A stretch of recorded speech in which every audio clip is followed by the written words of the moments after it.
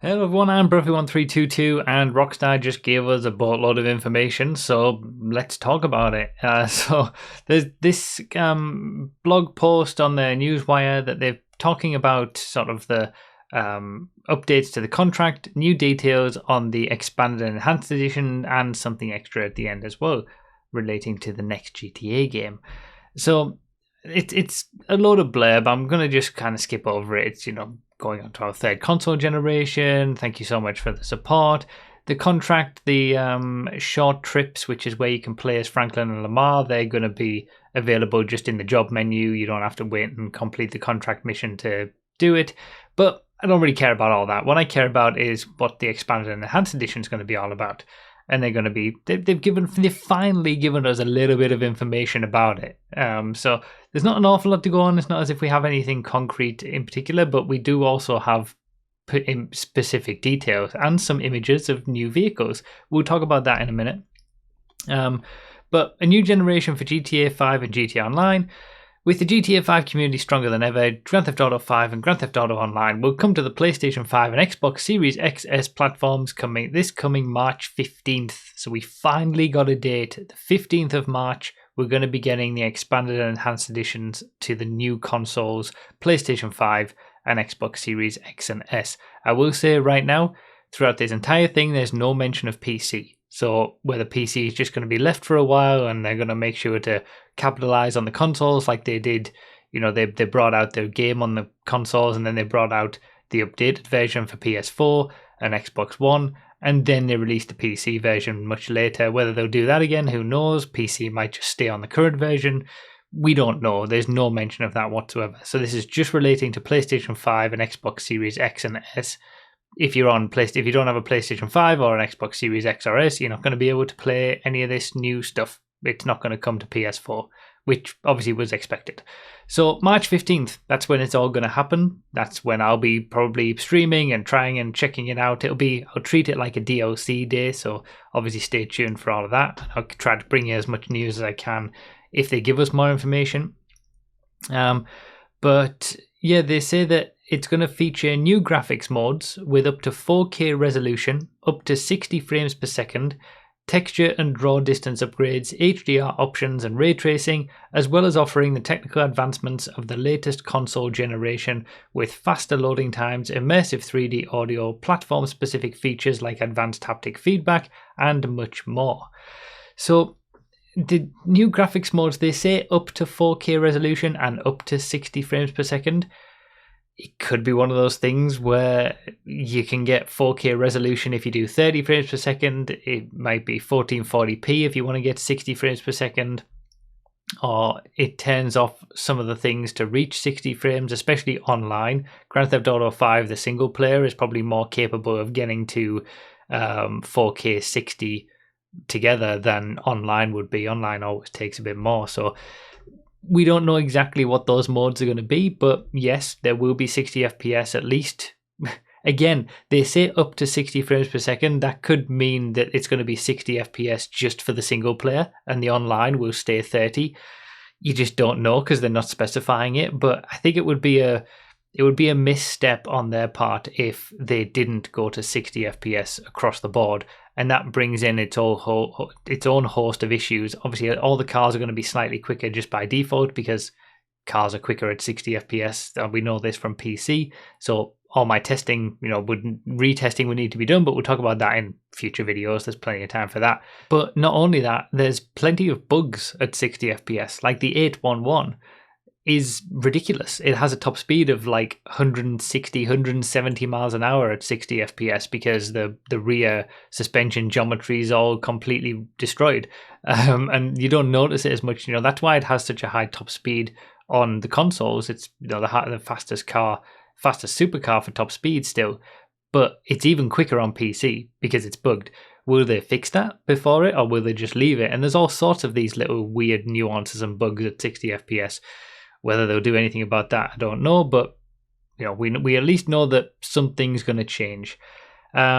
PS4 and Xbox One players eager to continue their journey on the newest generation of hardware will be able to transfer both their GTA 5 story mode progress and their current GTA Online characters and progression to the new gen platforms with a one-time migration at launch.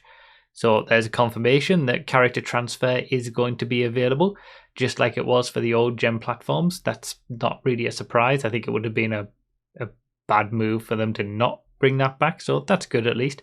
Plus, a new standalone version of GTA Online for PS5 and Series X will debut at launch.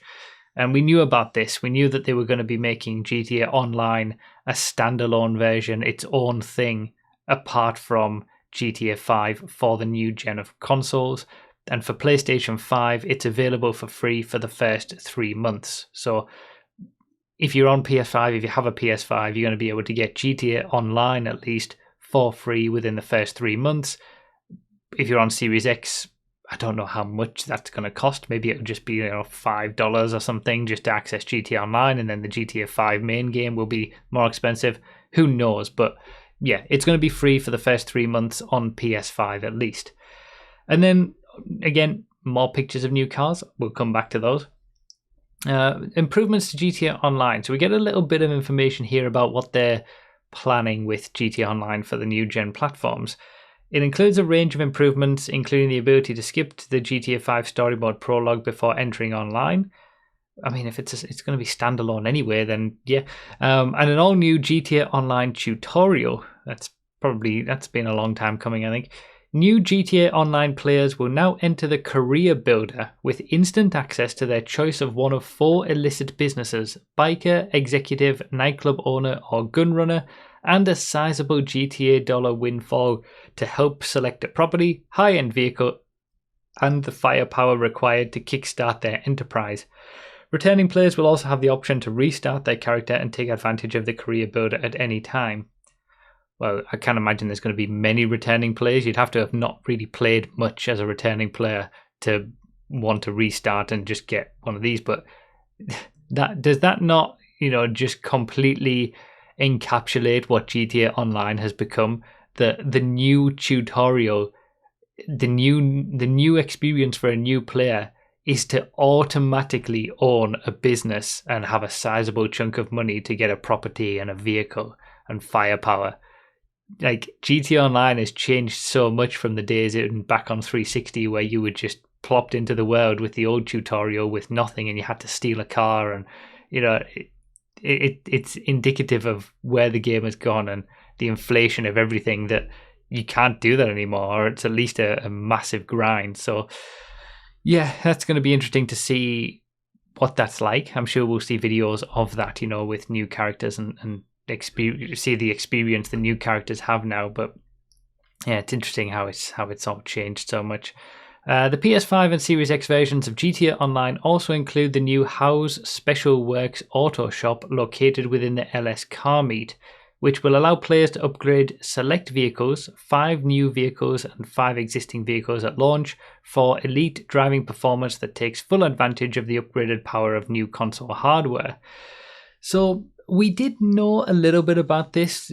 I've talked about it in weekly update videos every now and then, but certain vehicles have been messed around with a little bit in the game files, and there's been reference to this HSW special races, HSW time trials. Now we know that stands for House Special Works, a new auto shop. And there's been 6 cars that have gotten new advanced handling flags that basically give them access to new upgrades. So different upgrades that act in the same way, like an engine upgrade upgrades acceleration and top speed. There'll be new upgrades like that to make the cars faster. There's actually 6 vehicles that's already been applied to: the Brioso Are, the Sentinel XS, the Turismo Classic, Banshee, Divest 8, and Hakucho Drag. So those are 6 vehicles that have already got the functionality for these extra mods, basically, in what will probably be House Special Works Auto Shop. interesting that they mentioned 5 existing vehicles at launch here. So obviously one of those, maybe the Hakucho Drag, they're not going to add, or they might not. Those might just be used for testing, and they're not going to be the vehicles that you can upgrade. But there is sort of each of those vehicles there's one from every class. Briosos in compacts, then the Sentinels in coupes, Turismo from sports classics, Banshee from sports, Devastate from supers, and then Hakucho Drag from motorcycles. But it's kind of, obviously, it's a little bit disappointing that it's just 5 vehicles that are going to get some extra upgrades, and then 5 new vehicles. We're obviously going to get some new vehicles, no doubt, and 5 of those are going to be able to get these extra upgrades as well.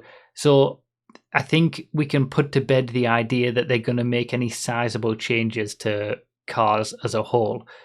With it, I've covered it in the past, where they've been testing advanced handling flags that are now on the open wheelers that eradicate all boosts. So no curb boosts, brake boosts, all of that kind of stuff doesn't work with the open wheelers. And if you apply that flag to regular cars, that's all eradicated as well. I think the idea that they're going to apply that to all of the cars for expanded and enhanced, it's not going to happen. I think they're just going to put on all the cars as they are right now. So all of the issues that cars have, all of the nuances, how they drive now, is pretty much how they're going to drive in the new version, except these 5 existing vehicles that are going to get these extra upgrades. And maybe they'll add these extra upgrades for other vehicles in the future. They'll drip feed how special works upgrades, but it's always just the same sort of thing with Rockstar, where they just immediately forget about something and move on to something else. I can't imagine they'll ever touch the contract building again when it's got perfect chance to have more VIP missions. The tuners get immediately forgotten about after the DLC. You don't see another new tuner vehicle added ever. The same sort of thing for every single DLC, and I imagine this is going to be the same sort of thing. We'll have 5 vehicles at launch, new vehicles, and 5 vehicles that are existing vehicles that can get these special upgrades, and then it'll be forgotten about, and then that'll be it. We'll wait and see, but that's just my sort of pessimistic, but also 8 years worth of playing GTA perspective on how that's probably going to go. So there's going to be some vehicles that are going to be quicker. Most of them are probably going to be exactly the same as they are now. That, apart from obviously the 60 FPS change, if we have 60 FPS online, because again, who knows? And then, they mentioned something about the next GTA game. It's basically just saying, oh yeah, the next GTA game's in development. Like, well, yeah. I mean, what have you been doing all this time since Red Dead Redemption 2? So I'll talk about that in a future video. I've got a bit of a plan for how I'm going to cover that, but I want to just have a look at, with the perspective, that's the full Newswire post, and with the perspective of everything that we've learned and what they've mentioned, I want to have a look at these images in more detail. Again, this is just like a chilled out discussion of this new stuff. But so this is the first one that was on the Newswire, and it's basically, it does look like a more enhanced map. But I mean, it almost looks like PC with all the settings turned up. It's not, I don't think anybody was ever expecting Expanded and Enhanced to be a major rework of everything. And even the idea that they would retroactively go back and change some cars or fix some cars from how they were was a bit of a pipe dream. And obviously that's pretty much dead now. So, this is the GTA map. It's kind of looks like PC with high settings. That's kind of what I was expecting from Expanded and Enhanced, basically taking the upgraded consoles and making it look a bit prettier, but in general it's going to be the same map, the same textures, just with some settings turned up a little bit. But the next 2 images, obviously we saw this is a new car, or at least from what I can tell it looks like a new car. It's a new Imponte. We can see that it's that House Special Works. Obviously it's got this House Special Works livery, which it's the livery is entirely, this is obviously the color scheme of how Special Works, because we see it on a car in the next image as well. I wouldn't be surprised if this was the back end of the car that we're about to see in the next shot as well. But yeah, this is a new car. This is a car that we're going to be getting on PS5 and Series X. and it's going to be able to get these House Special Works upgrades. Don't really know much beyond that, but it's an Imponte. It's made by Imponte, so that's about all we know for that. Maybe, I mean, it obviously looks like a muscle car, so I assume it's going to be in the muscle class, but it could be in vans for all we know. And then the final image.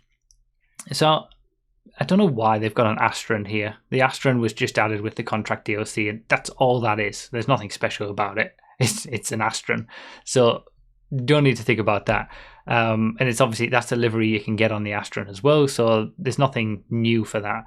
This second vehicle, initially I thought it looked like a Nightshade.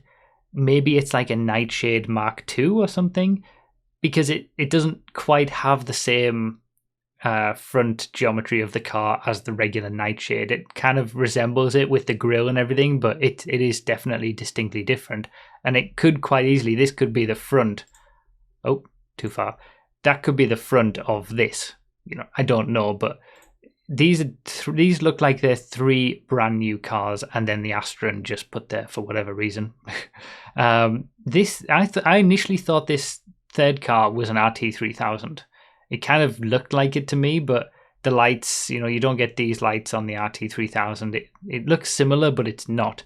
And it's obviously House. We've got House livery on here, so it's a vehicle that can be upgraded at House Special Works Auto Shop as well, as can this last vehicle. And I don't know what they're doing with the livery in this bit, but hey ho. These are definitely 2 new vehicles that are going to be available at House Special Works. This one, it looks like a new vehicle. Whether it'll be upgradable at House Special Works, I don't know. But if it's the front of this car, then it will be. And maybe that'll just be it. That in terms of the new cars that we get, it might be the 5 existing cars that are upgradable at this new workshop, and then 5 new cars, and that'll be all we got. It's possible. I think we didn't get that many new vehicles when we went from 360 to the PS4, Xbox One versions. I think it was wasn't it the Blister Compact, the Dukes? It wasn't many anyway. So it's possible that that will be it. And to be fair, that's fine, because there's going to be so much else to focus on. But yeah, obviously new supercar here, or it looks like a supercar. If it's not in the supercars class, I'd be surprised. And we'll have to just wait and see what these upgrades are. They might be meaningless. It might just be, akin to a transmission upgrade, another upgrade like an engine upgrade or a transmission or a turbo that gives a bit of extra straight line speed. But you put all the extra upgrades on, and it's still not quicker than a Krieger, for example, if it's a supercar. So we just don't know. It's impossible to predict. But there you go. We've actually got some concrete information. The 15th of March, we're going to be getting the expanded and enhanced editions finally. And yeah, I'll be covering it as if it's a DLC. I'll be covering it as much as I can. When it comes to testing, I'm going to be talking about all of that specifically in a set of testing videos that kind of hark back to the early days of testing. I want to get those out before expanded and enhanced, so keep an eye out for those. But I'll talk about the future of testing on my channel and all that kind of stuff at length in those videos. So yeah, that's it. That's all the information we have. Obviously, as always, let me know your thoughts down below. What do you think about all of this? Are you excited? Do you even have a PS5 or a Series X? Are you going to even be able to take advantage of all of this? I know they're so hard to get. So yeah, let me know all your thoughts and what you've taken away from all of this down below in the comments, and keep up to date on the channel for all the up to date stuff for the expanded and enhanced editions, and I'll test new cars and see what's quickest and see what's changed as well. So yeah, thank you guys for watching. Thanks for all the support, and I'll see you next time.